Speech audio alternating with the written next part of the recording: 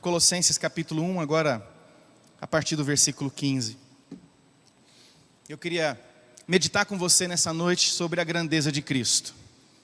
Nós cantamos aqui várias expressões do coração sobre esse Cristo maravilhoso.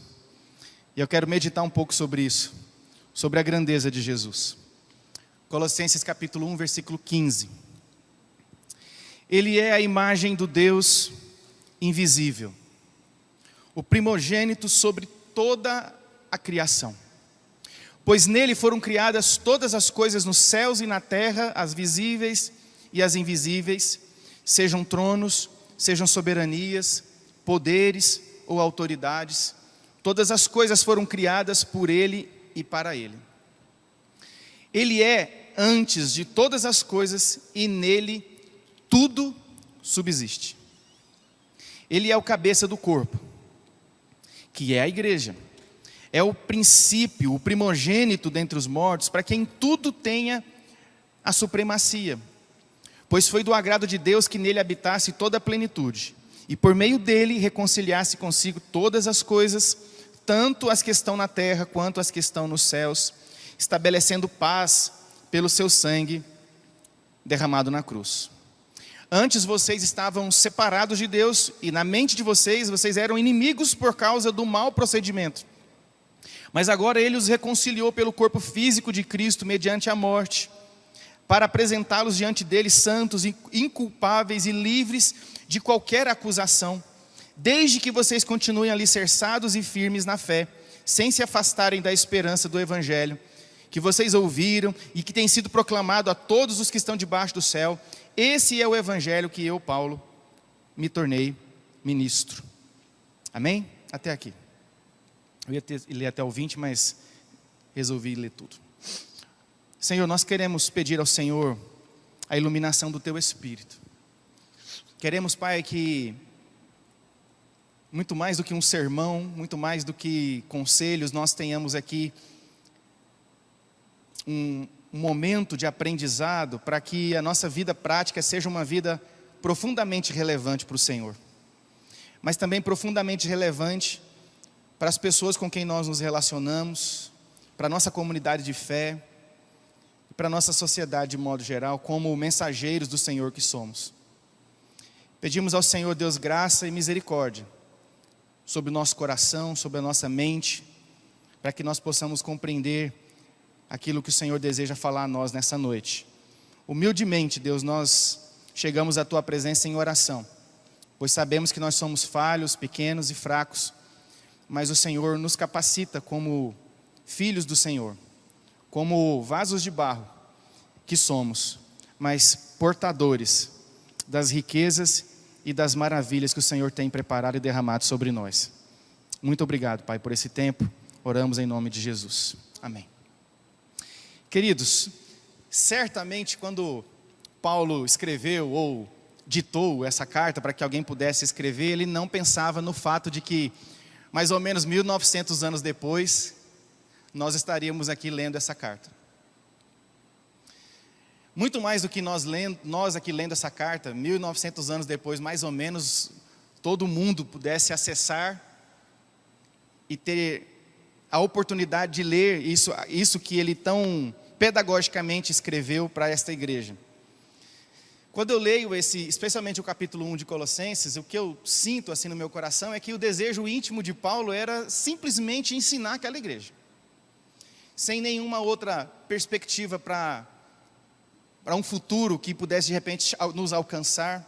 Mas o que Paulo faz é de maneira muito pastoral, muito pedagógica. O que ele faz é alcançar aquele povo com algumas respostas para questionamentos daquela comunidade, e especialmente ministrar sobre aquele povo um entendimento de que é possível ter a capacidade para enfrentar os desafios da fé, sem contudo perder de forma alguma a liberdade, a graça e a misericórdia de contar com Jesus na caminhada. Quando você lê os primeiros versículos do capítulo 1, você percebe que naquela comunidade não existia o problema da fé.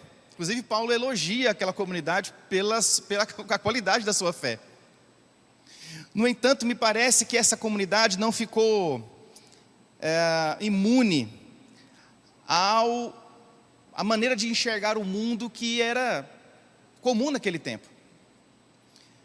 A comunidade está inserida num período histórico muito interessante, porque é o finalzinho da antiguidade, né? Já começando ali talvez alguns anos depois o período da Idade Média, da Baixa Idade Média. Olha que interessante esse período histórico. É um período de efervescência. A comunidade de Colossos faz parte de uma comunidade dominada por um império grandioso. Muita conversa, muita filosofia, muita oportunidade de pensar, de debater, de questionar, por toda a influência grega naquela circunstância, nessa cidade, e ainda no meio do Império Romano. A oportunidade de debater sobre filosofia, a oportunidade de debater sobre religião, ler escritos de muita gente, textos interessantes de muitos autores daquele contexto. O povo era, naquele contexto, fascinado por esse tipo de coisa. Algo muito parecido com o que nós também vivemos hoje. Ainda nós gostamos de ouvir alguém falar. Não é verdade? A gente gosta, porque ninguém vem para a igreja obrigado. Vem porque gosta de ouvir a palavra, gosta de cantar, gosta de ter essa interação onde você espera o que a outra pessoa vai falar, né? Como o nosso irmão presbítero João falou no domingo à noite, de levar para casa aquilo que falou e pensar, e mastigar, e ruminar aquilo ali para provar aquela palavra que foi ministrada. Isso tem um encanto. Aquela comunidade vivia isso. Da mesma forma, qualquer um podia ter acesso a uma palestra sobre filosofia, a um momento de discussão sobre religião, sobre Deus, sobre vida, sobre morte, sobre Deus, sobre felicidade, sobre tristeza, sobre céu, sobre Hades ou Ares. E a carta foi escrita nesse contexto. E eu penso que é uma resposta mesmo do apóstolo Paulo a uma igreja que não estava alheia a essas coisas. Certamente muitos membros daquela igreja tinham passado por esse tempo de caminhar por filosofias, caminhar por essa busca de respostas para a vida, de respostas que pudessem trazer paz para o coração ou para as inquietações da humanidade. Eu creio que muitos daquele contexto, dessa igreja de Colossos, passaram por essa situação também. Mas ela era uma comunidade que estava em pleno desenvolvimento. E além de ter essa influência sobre si, ainda tinha uma outra questão. Como uma comunidade em pleno desenvolvimento, eles se deparavam com pessoas que estavam vivendo, naquele momento, submersas nesse mundo de debates filosóficos, debates sobre religião, sobre Deus. E essa igreja tinha que conversar com essas pessoas sobre Jesus, sobre o Evangelho, sobre Deus. Era necessário. O processo de evangelismo, o processo de levar esse evangelho à frente, o testemunho sobre Jesus, era algo que inevitavelmente se depararia com essa circunstância histórica e social que aquela igreja vivia. Talvez as duas grandes perguntas que a igreja naquele contexto deveria responder seria: primeira, o evangelho é suficiente para responder às questões da minha alma? Ou as questões da existência da humanidade? A segunda questão que a igreja talvez teria que responder é se esse Jesus que é pregado nesse evangelho é suficiente para superar o fogo cruzado de ideologias, de filosofias diversas com as quais aquela cultura tinha contato. Será que esse Jesus era suficiente para isso? Então veja como é oportuno a maneira como o apóstolo Paulo chega a essa igreja para ministrar sobre a grandeza de Cristo. Era necessário reafirmar sobre a igreja a grandeza de Cristo para que a igreja pudesse ter condições, discernimento, sabedoria, discernimento espiritual para se posicionar no seu momento histórico. Mas eu creio que a resposta, talvez de muitos da própria igreja, da própria comunidade, era que não. O evangelho talvez não fosse suficiente, Jesus talvez não fosse suficiente, levando em conta que eles estavam vivendo nesse processo de conversão. Paulo vem assim de uma maneira muito obstinada, muito incisiva, mas ao mesmo tempo sem sem dar margem para discussão sobre o Evangelho, afirmar a grandeza de Jesus. E Paulo acolhe essas dúvidas, acolhe essas incertezas e mostra para essa igreja, para esse povo, para essa comunidade de fé, que apesar dos questionamentos, apesar das dúvidas, apesar de tudo aquilo que aquele mundo tinha como visão de mundo, Jesus é a resposta viva de Deus para todas as suas questões. E aí eu quero fazer um parênteses aqui, porque nós não podemos, por mais que a gente não tenha vivido um grande milagre assim, sabe aqueles milagres que você vai lá na frente para testemunhar? Por mais que a gente não tenha vivido um milagre desse, nós não podemos olhar para a Bíblia e não ver a Bíblia como um grande milagre. Porque pensa comigo, um escrito, ou vários escritos que foram reunidos, foram juntados, foram preservados,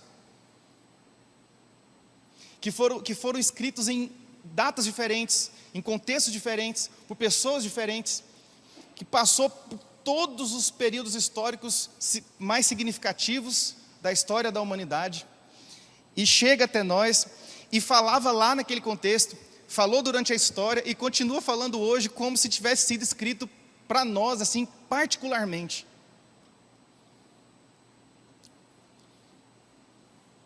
Quando eu leio esse texto sobre essa afirmação de Paulo, ou essas várias afirmações de Paulo sobre Jesus, é como se eu estivesse ouvindo: Tiago, presta atenção, Jesus é assim. Tiago, olha para Jesus dessa forma. Tiago, pense sobre Jesus dessa forma. Olhe para as pessoas dessa forma, como Jesus olhava. A Bíblia é um milagre. E tudo isso, eu creio, todo esse tempo histórico, essa maneira como a Bíblia foi preservada, para mim tem uma razão muito clara, muito específica, que é o fato de que nós, apesar de estarmos vivendo num tempo completamente diferente, num momento histórico completamente diferente, vivendo com uma cosmovisão completamente diferente, apesar de algumas similaridades, ainda assim alimentamos as mesmas dúvidas. Nós ainda temos questionamentos sobre a grandeza de Jesus, se não na nossa forma de professar, mas o revelamos na nossa forma de viver. Temos questionamentos que ainda são muito parecidos. Cristo é suficiente? Será que eu posso contar com Jesus nessa situação? Será que o Evangelho é mesmo inquestionável? E será que esse Evangelho é suficiente para resolver os dramas da minha alma, os dramas do meu coração? Então eu queria, assim, reafirmar, junto com você nessa noite, aquilo que a palavra de Deus está dizendo para nós. Talvez, assim como para aquele povo lá no passado, para muitos daquela comunidade, a resposta para essas questões era não. Eu não creio que Jesus é suficiente. Não, eu não creio que o Evangelho é suficiente. Talvez as nossas respostas sejam parecidas com as deles.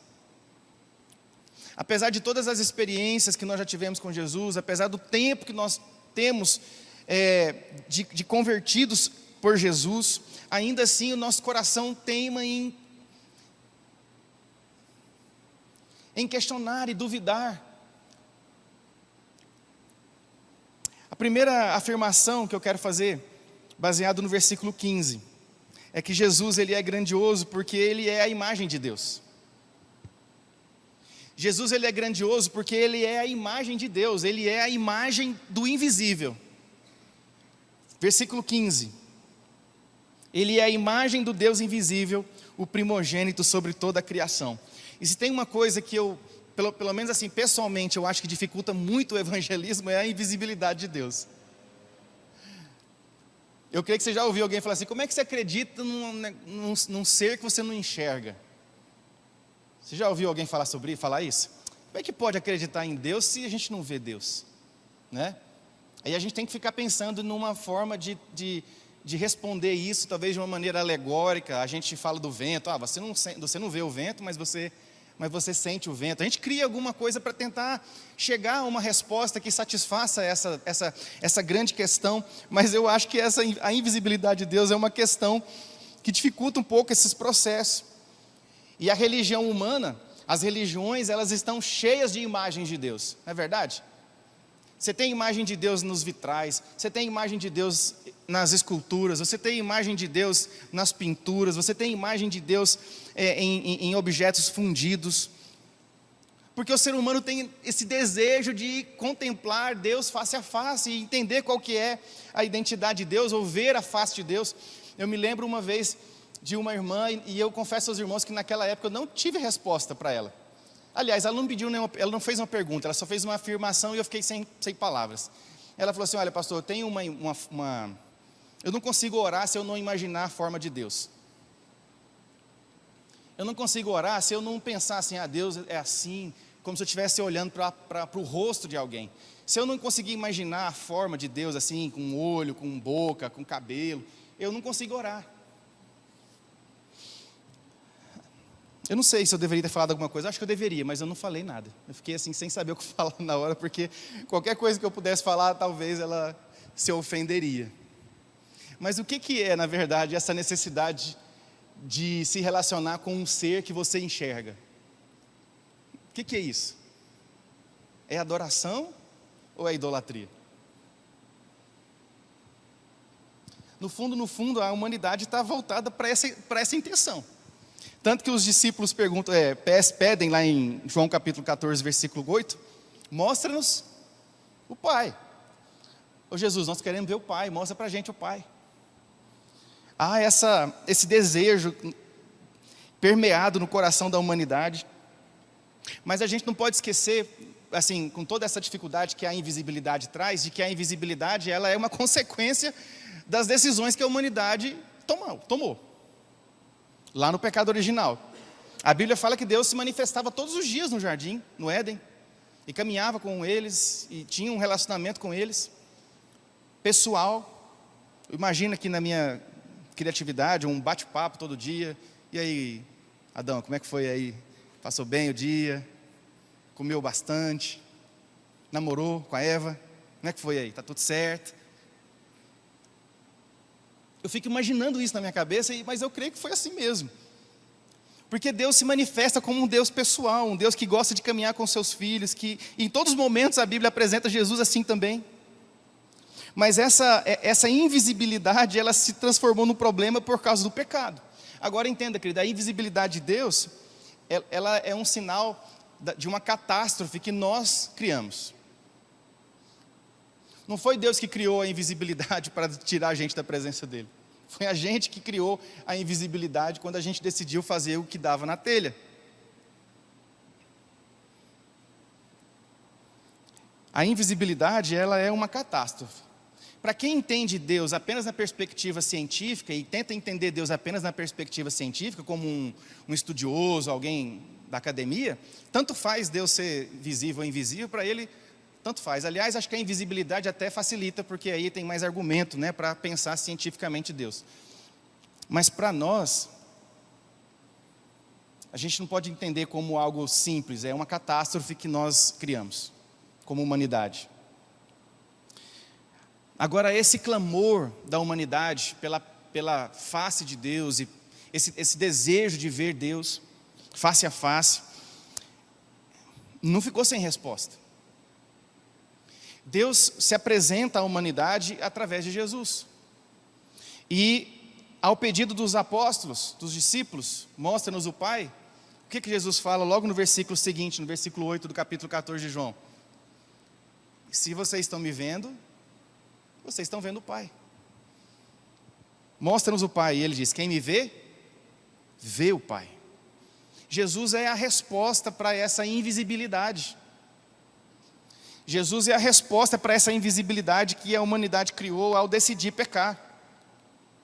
Existe uma imagem que corresponde perfeitamente ao caráter, à vida, à força, ao poder, à autoridade de Deus, e essa imagem é Jesus.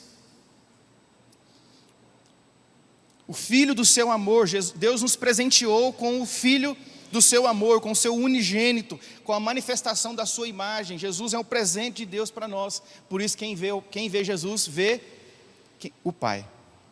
Então nós não podemos perder a noção do que isso significa.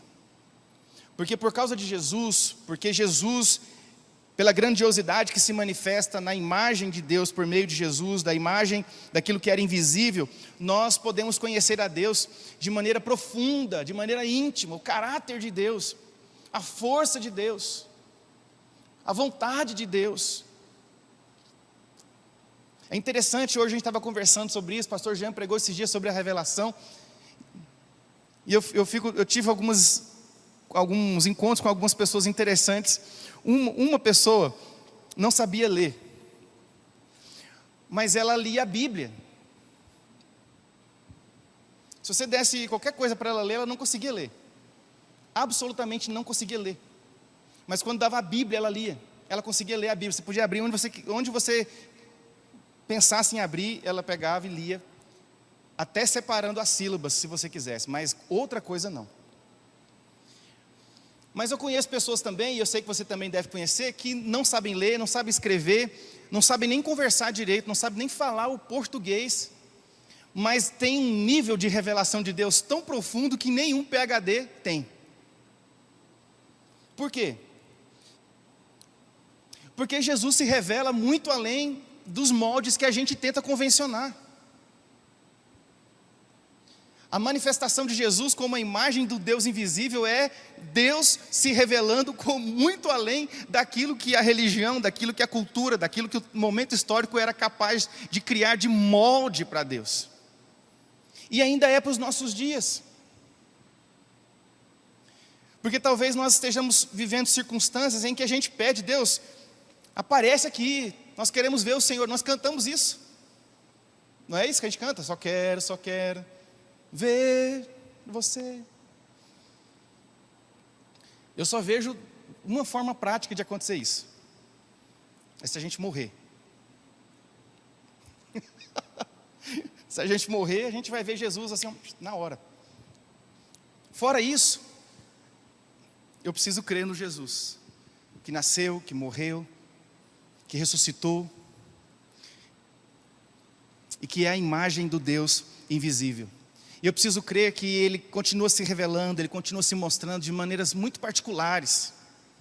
E que por mais que a gente tente convencionar uma forma dEle se manifestar, dEle continuar agindo no nosso meio por meio do Espírito Santo, ainda assim nós não somos capazes de chegar a essa plenitude. E a gente tem que se render ao fato de que Ele se manifesta da maneira como Ele quer, onde Ele quer e do jeito que Ele quer. Segunda afirmação que nós queremos fazer a respeito da grandiosidade de Jesus. Versículo 16, pois nele foram criadas todas as coisas. Na terra, as visíveis, as invisíveis, tronos, soberanias, poderes, autoridades, todas as coisas foram criadas por Ele e para Ele. Cristo é grandioso porque tudo foi criado nele e todas as coisas convergem na direção dEle. Vou repetir, Cristo é grandioso, porque tudo foi criado por Ele, e todas as coisas convergem na direção dEle. Querido, a Bíblia é uma grande seta, é uma grande placa, que do início ao fim aponta para Jesus. Tudo aponta para Jesus. E se a gente está ciente dessa realidade, todos nós deveríamos, por exemplo, nos alegrar, quando numa noite dessas, como nós estamos aqui, a gente pode sair ali fora e dar uma olhada para o céu e ver a quantidade de corpos celestiais, estrelas, sei lá, tanta coisa que tem lá em cima, que estão lá cintilando. E a gente olha para aquela grandiosidade e a gente é tão pequenininho diante de tudo isso. Se a gente tem noção disso, a gente contempla o universo, esse mundo que foi criado por Deus, de uma maneira diferente. Se a gente tem essa percepção e está sempre se lembrando disso, nós olhamos uma florzinha bem pequenininha, que passa despercebida, talvez é pisada rapidamente por alguém, ou por algum carro, ou algum animal, mas a gente para olhar aquela florzinha e percebe tantos detalhes de cores, tantos detalhezinhos assim, perfeitos, porque Deus fez todas essas coisas, Jesus criou essas coisas. A gente olha a quantidade de espécies animais, vegetais, toda essa complexidade da fauna e da flora. Eu estou morando num lugar que eu estou gostando muito, e tem muito passarinho lá. Mas tem tanto passarinho que às vezes me confunde a quantidade de canto diferente que tem durante o dia. E esse final de semana eu estava parado observando esses passarinhos e eu estava agradecendo a Deus exatamente isso aqui, por isso aqui. Senhor, como o Senhor é perfeito. 2 desses passarinhos entraram pela minha churrasqueira. Ela estava desligada. Não tinha nada ali queimando ali naquela hora. Eles entraram lá por cima e caíram na área fechada e ficaram doidos, assim, querendo fugir, não tinha como, e as cachorras tentando pegar. Eu falei, eu vou abrir, eles vão embora. E aí eu abri, um deles foi, e o outro continuou preso. Depois de muito trabalho, o outro foi, só que o que saiu primeiro já tinha ido. Tinha uns 10 minutos, já tinha voado e desaparecido. Gente, 20 minutos depois que o segundo foi embora, os 2 voltaram juntos.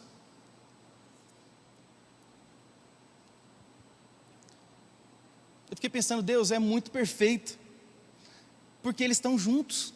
O Senhor estabeleceu isso. É um casalzinho. Sei lá, pelo canto, pela maneira como o macho canta, a fêmea canta, eles se conhecem de alguma forma, eu não sei. E desse tipo tem um monte assim, tem muitos lá. Deus é maravilhoso, querido. O nosso Senhor Criador, a Bíblia diz que a palavra, esse logos, essa palavra que gera vida, que gera ação, estava lá desde o início, e essa palavra é Jesus. Mas muito mais, não é só o que nós vemos, é o que nós não vemos. É o que nós não conhecemos, é toda essa nossa qualidade pessoal, as nossas características individuais, o nosso jeito de ser, as nossas dúvidas, os nossos medos. Nós somos criados por Jesus com toda essa particularidade, com toda essa complexidade. Jesus entende você.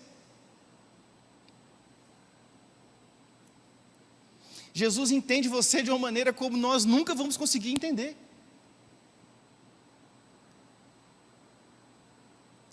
E não só te entende, como valoriza aquilo que Ele plantou essencialmente dentro do seu coração. O seu jeito de ser, a sua maneira de falar. Deus tem um propósito para você exatamente dessa forma. Você não precisa ser parecido comigo, nem com o pastor Jean, nem com nenhum presbítero, nem com o Ministério de Louvor. Você não precisa cantar como o Ministério de Louvor canta. Você não precisa tocar como a gente toca. Você não precisa servir como os diáconos servem. Tem um jeito que foi plantado no seu coração, e Jesus sabe qual é, e eu creio que Ele quer manifestar isso na sua vida. Para que você sirva de uma maneira plena, de uma maneira ligada essencialmente àquilo que Ele colocou no seu coração, ao seu jeito de ser. Ah, pastor, eu não estou entendendo isso. Você acha que o Pedro era daquela forma por acaso? O apóstolo Pedro? Tinha que ter um discípulo assim, vamos dizer assim, bem malucão assim, né? Que falava coisa sem pensar e entrava assim de cabeça. Tinha que ter. A primeira pregação dos apóstolos depois da volta de Jesus para os braços do Pai, literalmente, precisava de um discípulo assim, com a cara e a coragem de enfrentar toda aquela situação ali. O resultado, quantas conversões? 3.000? 3.000 conversões na primeira pregação de Pedro. Tinha que ter um discípulo, um apóstolo como Paulo. Tinha que ter. Para trafegar entre as cidades com cidadania, com inteligência, com liberdade, para trafegar nas cidades do império com liberdade, para falar com liberdade, para entrar nos ambientes de debate com liberdade. Tinha que ter alguém assim. Não dava para ser o Pedro no lugar do Paulo, e não dava para ser o Paulo no lugar do Pedro, não ia dar certo. Tudo isso está pensado, organizado por Jesus, querido. Quando a gente vive essa realidade de Cristo enquanto imagem de Deus, Criador, mantenedor de todas as coisas debaixo do poder da sua mão, nós conseguimos entender quem nós essencialmente somos. E se nós somos filhos de Deus, Romanos capítulo 8, versículo 17, diz que somos filhos, também somos herdeiros. Se somos herdeiros de Deus, nós também somos co-herdeiros em Cristo Jesus. Então não existe nenhum tipo de renúncia que a gente possa vir a fazer, por amor de Jesus, que possa sequer ser comparada com os benefícios que nós temos ao permitir que Jesus conduza a nossa vida e nos leve por esse caminho do discipulado. Não existe prejuízo. O que existe é uma grande bênção. O que existe é que, de fato, nós somos grandes ganhadores de tudo aquilo que Ele fez, de tudo aquilo que Ele controla, de tudo aquilo que Ele domina, porque somos co-herdeiros em Cristo Jesus. Já parou para pensar sobre isso? Essa semana, esse mês, esses dias? Sabe aqueles momentos em que você olha para o espelho e fala assim, nossa, eu não estou nem me reconhecendo mais. Quem sou eu? O que eu vou fazer? Para onde que eu estou indo? Sabe esses momentos de dilema que a gente tem na vida? Nesses momentos você tem que olhar para o espelho, ver o seu rosto e falar, você é um co-herdeiro em Jesus Cristo. Você é um herdeiro porque você é filho.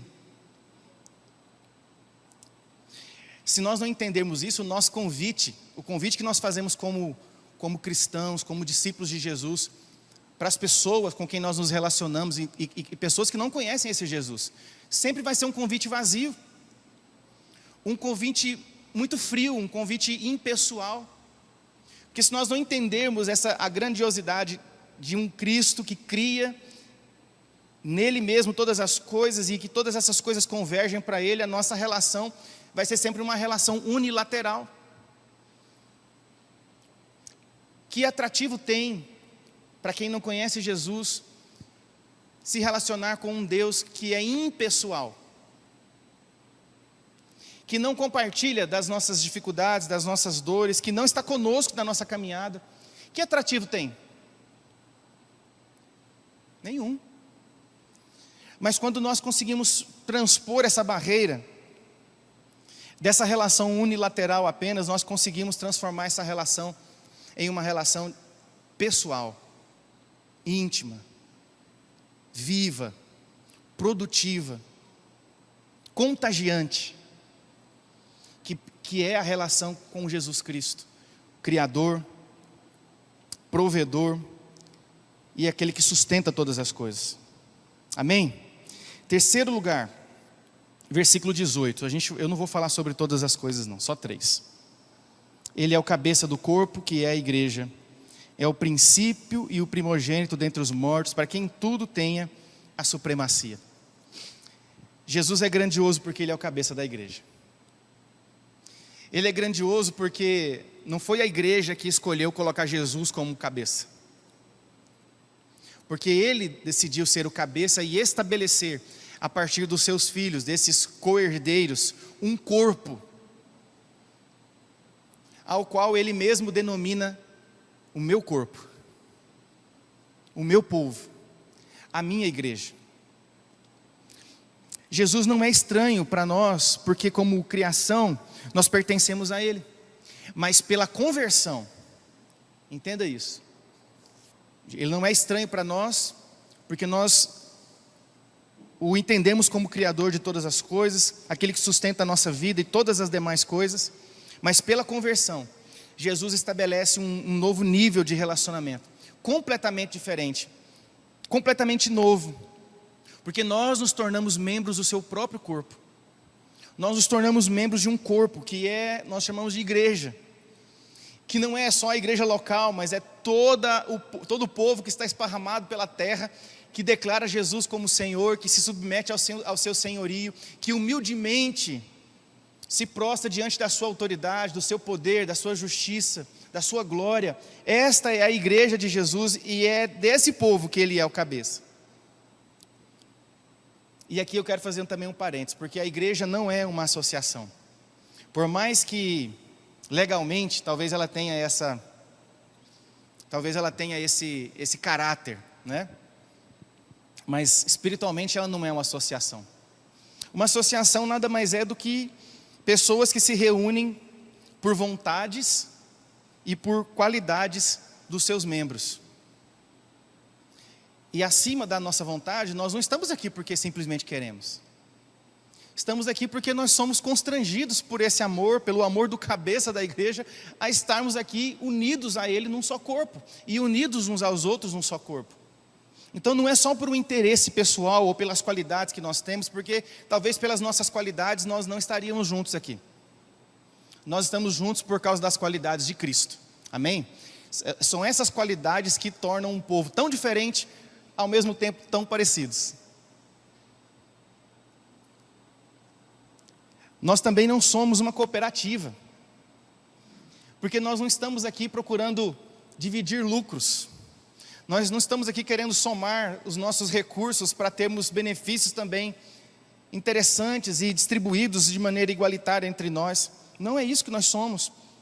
O que a igreja é uma grande família viva. A igreja é um corpo orgânico, apesar de ser também um corpo espiritual. A igreja é esse organismo vivo que tem um DNA só, que tem a origem no mesmo DNA, e esse DNA é o DNA de Jesus. A igreja é esse corpo que se movimenta, que tem essa relação orgânica uns com os outros, e por ser orgânico, cresce, se desenvolve, multiplica. Então aqui nós precisamos pensar um pouquinho sobre como nós temos vivido essa realidade dessa organicidade. Tudo que é orgânico, geralmente cresce, se multiplica. Não é verdade?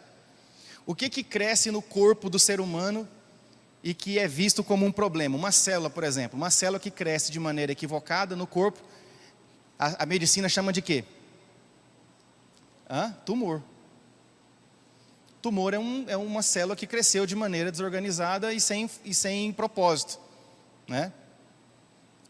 Agora, quando nós desenvolvemos de maneira saudável, nós temos ossos bem desenvolvidos, músculos bem desenvolvidos, pele bem desenvolvida, cabelos bem desenvolvidos. Quem tem cabelo, né? Quem não tem, nem desenvolveu ainda, tá? Né? Laloy, né? Nada, nenhum direto para você, não.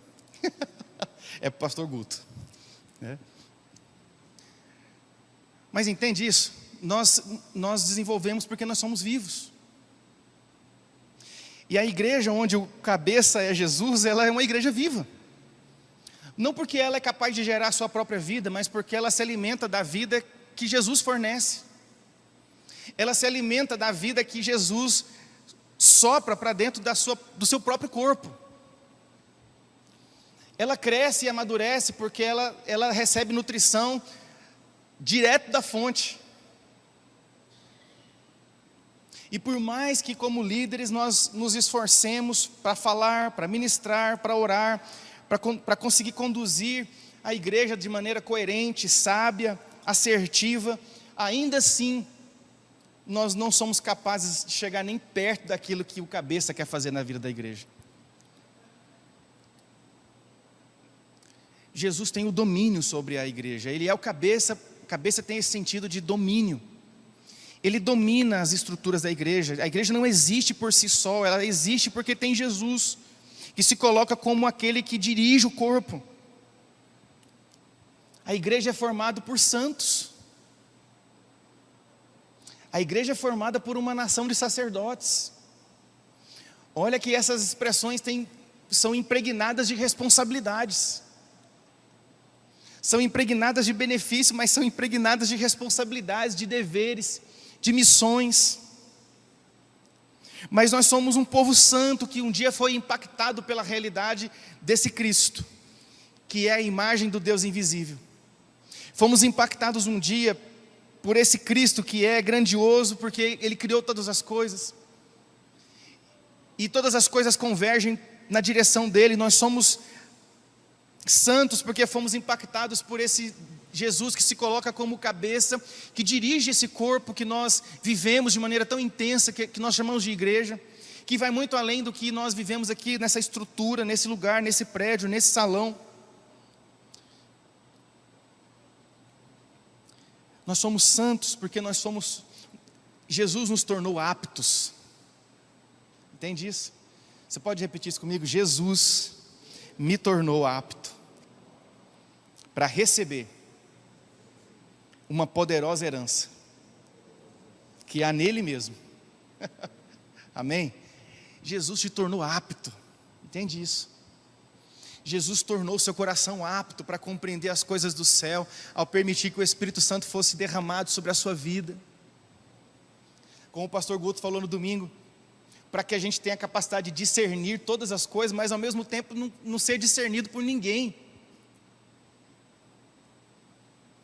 Ninguém entende por que a gente sai da nossa casa no domingo cedo, ou no domingo à noite, ou na terça à noite, ou vem do trabalho, sai meio cansado, e ainda vem para cá de livre e espontânea vontade. Ninguém entende isso, ninguém consegue discernir isso naturalmente, sem criar um estereótipo de religiosidade, simplesmente não consegue. Mas por que nós fazemos isso? Porque nós sabemos em quem nós temos crido. E estamos certos de que Ele é poderoso para guardar o nosso tesouro. Nós acabamos de cantar isso. Então eu pergunto, qual é o tamanho de Cristo para você? Porque essa mensagem continua sendo muito importante para os nossos dias. Que tamanho Cristo tem? Porque talvez nós estamos tentando conformar Cristo a um espaço geográfico, a um ambiente geográfico, físico, ou tentando conformar Jesus de acordo com as medidas e com as necessidades que nós temos pessoalmente. Ou talvez, assim como aquele povo, naquele contexto histórico dos Colossenses, talvez esteja tentando transformar Jesus apenas em respostas para a sede da humanidade, ou para a sede da nossa alma. Jesus é muito mais do que isso.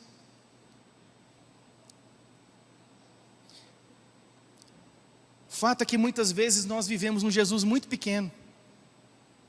Apesar de termos a revelação na sua palavra, apesar de que Ele continua se revelando a nós de maneiras variadas, poderosas, impactantes, Ele continua se revelando. Mas talvez ainda o Jesus que nós vivemos no dia a dia, ou no dia mau, ou no dia da adversidade, ainda é um Jesus pequeno. Talvez professamos displicentemente, como se Jesus fosse igualzinho a nós, ou como se Jesus fosse apenas um presente que qualquer pessoa poderia ter dado para nós, sem levar em conta a sua obra maravilhosa, sem levar em conta o seu ser, sem levar em consideração a sua essência, mas sem levar em consideração também a sua misericórdia, a sua graça, com a qual Ele nos alcança todos os dias, todos os dias. O Jesus que é pintado pela nossa sociedade, do nosso tempo, é um Jesus diante de quem nem os demônios tremem. O Jesus que é pintado pela sociedade do nosso tempo, é um Jesus que não faz milagres mais. É um Jesus que não é capaz de provocar transformações profundas no ser humano. O Jesus que é pintado pelo nosso tempo, no nosso momento histórico, é um Jesus tão pequenininho, que não gera mais temor, que não gera mais tremor, que não impede mais de que o pregador pregue de qualquer forma sobre ele, que não gera responsabilidade. É um Jesus que se identificou tanto com a humanidade que ficou igual a ela. Esse não é o Jesus que eu creio. Esse não é o Jesus que nós cremos como igreja. Esse não é o Jesus que é apresentado para nós no texto bíblico. O Jesus que eu creio, o Jesus que nós pregamos e confessamos, é aquele diante do qual os demônios tremem. É aquele que, quando chega, as circunstâncias são transformadas. Mais do que as circunstâncias, as pessoas são modificadas. É aquele onde ele chega e tudo muda. É aquele que traz nova perspectiva de vida. É aquele que traz uma nova visão para nós. É aquele que traz um novo coração, uma nova forma de pensar. É aquele que restitui a nós aquilo que nós perdemos por causa do pecado. O Jesus que eu creio, e o Jesus que nós pregamos, é o Jesus que está descrito na palavra de Deus, é aquele Jesus que dá oportunidade, novas oportunidades, a cada manhã, com a sua misericórdia, para que nós possamos continuar firmes, olhando para Ele, caminhando diante dEle, contando com a presença do Espírito dentro de nós, para que a nossa fé continue inabalável. O Jesus que eu creio, é o Jesus que é a paz, quando tudo ao nosso redor não é paz. É o Jesus que é amor quando tudo ao nosso lado é dor, é crise, é medo. É o Jesus que é acolhimento quando nós nos sentimos sozinhos. É o Jesus que dá a palavra na hora que a gente não sabe o que falar. Mas é o Jesus também, como o pastor Jean disse esses dias, que nos dá a capacidade de ficar calado quando as palavras não são necessárias, mas a presença é necessária. Qual é o tamanho de Jesus? Que o Senhor nos dê capacidade de amar, de servir, de adorar e propagar de maneira intensa, contagiante, esse Cristo poderoso, maravilhoso e salvador que nos alcançou. Amém? Vamos nos colocar de pé.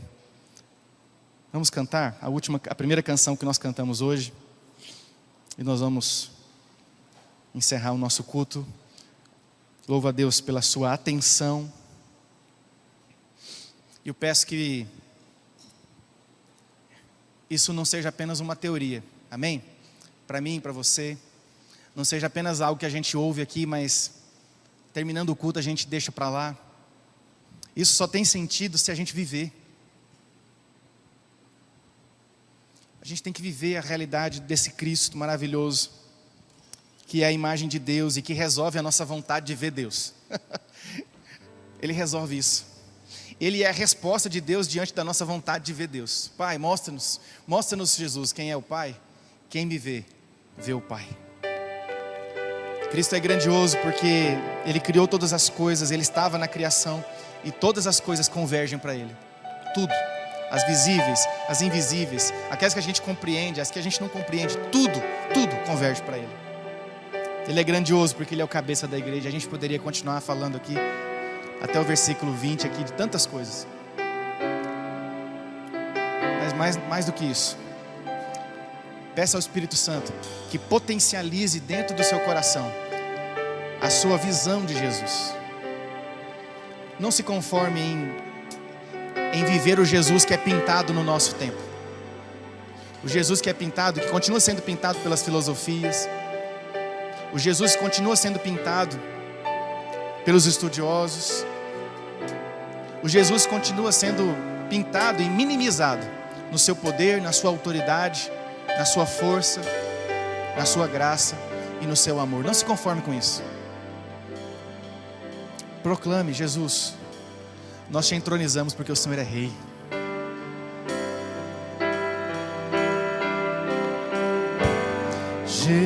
Jesus, te entronizamos, declaramos que és Rei.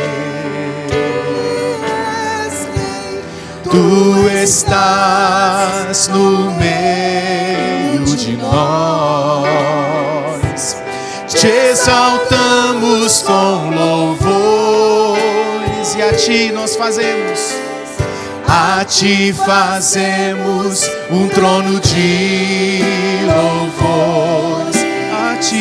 A ti fazemos um trono de louvores. A ti fazemos um trono de louvores. Ó, vem Jesus e toma o teu lugar.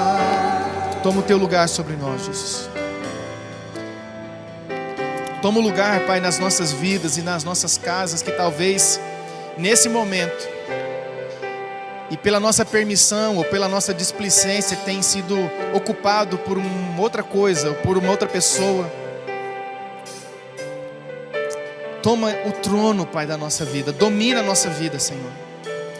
Nós declaramos como igreja a tua grandiosidade nessa noite. Grandioso é o Senhor, cabeça da igreja, Criador, sustentador de todas as coisas, a imagem do Deus invisível, resposta de Deus para as nossas crises, resposta de Deus para a humanidade. Nós te exaltamos. Por isso, Pai, vem e toma o teu lugar nesta igreja, toma o teu lugar, Deus, nessa comunidade de fé. Ajuda-nos, Deus, a ir além, a continuar avançando. Tira-nos, Deus, de toda situação de comodismo, de conforto, no péssimo sentido dessa expressão. Leva-nos além, muito além, Deus, daquilo que nós temos vivido, daquilo que nós temos experimentado, daquilo que nós temos feito como o corpo do Senhor nesse lugar. Nós cremos nisso, Pai, cremos no poder da Tua Palavra. E pedimos, Deus, que a Tua Palavra seja clara para nós a cada dia. E que nessa clareza nós possamos sim viver, colocar em prática aquilo que temos aprendido nesse lugar de ensino, nesse lugar de adoração, nesse lugar, Deus, de amadurecimento, de crescimento e busca dessas habilidades do Espírito de Deus. Muito obrigado por esta noite. Nós te agradecemos por esse tempo em nome de Jesus. Amém. E que a graça, a paz, o amor de Deus, nosso Pai, a comunhão e a consolação do Espírito esteja sobre a sua vida hoje e sempre. Para a glória de Jesus, oramos. Amém e amém. Deus abençoe. Boa noite a você que está em casa. Seja abençoado em nome de Jesus.